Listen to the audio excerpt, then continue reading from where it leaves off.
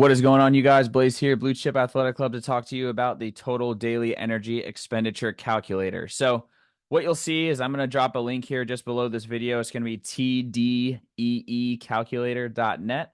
And this is the page that it'll take you to. It's a free way for you to basically check out what your total daily energy expenditure is, which, if you scroll down here and kind of see, this will give you a little bit of a breakdown of what it is. So, it's essentially an estimation of calories that you'll burn per day, taking into account your genetic makeup. So, really straightforward. Again, they're not going to ask you a ton of questions. This isn't going to take you into account your genetics, the type of food you eat, the rest that you get. There's a ton of additional factors that kind of go into these metrics. But what it will do is it'll get us close. So, what I'm going to do is I'm going to put in my information here, 28 years old, say I'm 200 pounds, and I'm 5'11", really, and change, but I'm going to round up to 6 foot because, what man doesn't?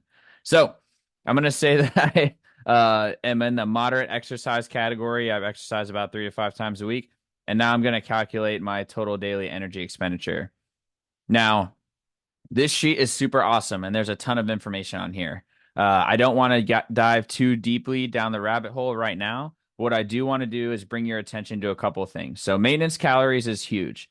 Understanding your calories in versus calories out. I'm not going to reinvent the laws of thermodynamics. So realistically, the way the body works is you can be in a neutral energy state or equal, and that's going to be a maintenance calorie goal or amount. And in this case, it's about 3,000 calories. So if I had about 3,000 calories in a day, that means that my body weight is not going to change. I'm not going to gain weight. I'm not going to lose weight. Now, my body composition may change, and that's going to be dependent on the types of food that are coming in, the macronutrients in there, but that's something that we can definitely talk about down the line. What I want you to realize is that 3,000 calories is 3,000 calories. If I have 3,000 calories of gummy bears or 3,000 calories of protein and produce, I'm going to look drastically different. But realize that this is just going to kind of get us to the point where, hey, if I want to be 200 pounds for the rest of my 28-year-old self life, this is going to be where we are. So now realize that let's age myself here. I'm going to age myself, we'll say 10 years, and I'm going to be 38 and recalculate. Notice how this number now goes down, right? So based on your metabolic age, a lot of those things are going to start to change. So understanding that your maintenance calorie intake is going to vary based on who you are and where you are and kind of your stage of life is really important too. So I'm going to go back to my 28-year-old self because I don't want to age myself too much as I go through this. But the next thing I want you to realize is that it's going to give you a bunch of different numbers here on the right, which will be a caloric burn based on your activity level. So basal metabolic rate is like, hey, you just slept and vegged out all day. Like this is about how many calories I burn. Notice, and I'm not sure how often you've looked at a nutrition label, but most nutrition guidelines are based on a 2,000 calorie diet. But realize that based on my situation here, I burn almost that just by being alive. So realize that may not be enough to sustain you in a from an athletic performance perspective or just, normal operating of your day-to-day life perspective.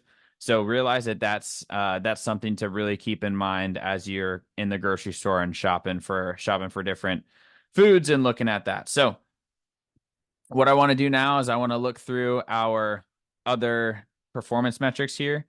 So if I were eating my 3,000 calories a day, I would be in a neutral state, energy neutral state. So if I ate more than that, or if I'm over here kind of at the 33 or 3,700 calories per day, but I only exercise that 3 to 5 times a week, I'm going to gain weight. I'm in a calorie surplus. I'm taking in more calories than I'm burning on a day-to-day basis, and the body is then going to store that energy for later.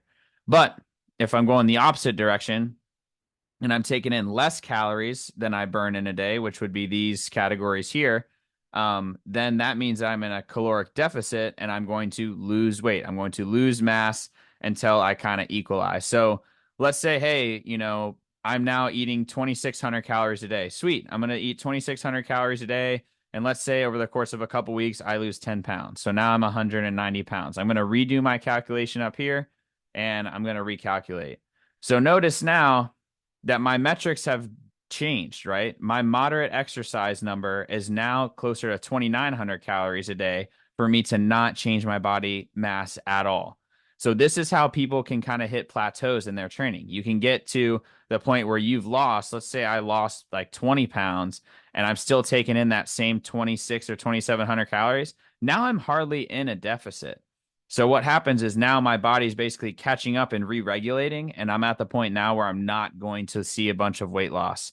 And also, another thing I want to kind of point out is there is a point where you can't just lose more calories. You can't just take less calories in. If we're in the point where we're around this like 1,800 calories per day, 1,600 calories per day, we are starving our body, and our body's going to go into survival mode versus being in a mode where we can actually perform in the gym as well as function on a day-to-day basis with our, basic bodily requirements of thinking and, moving around. So I don't want these numbers to be something that you're like, oh, I have to eat, 1,800 calories because that's going to give me the best bang for my buck early.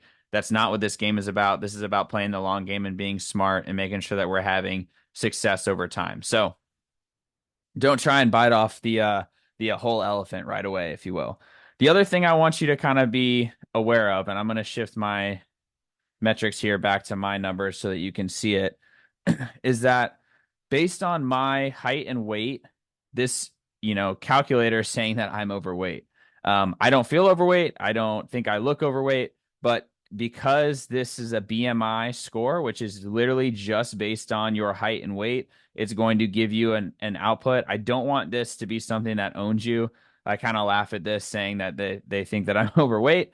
So just realize that this is something that should not have any bearing on you as well. So, this is just a quick overview, total daily energy expenditure. Please make sure that you do this. And what you'll end up doing is you'll end up taking a quick little snip of this kind of section here about the maintenance calories and putting that into your daily check-in form, which I'm going to show you that next here in the onboarding process. So let me know if you guys have any questions moving forward, and we'll see you in the next video. Later.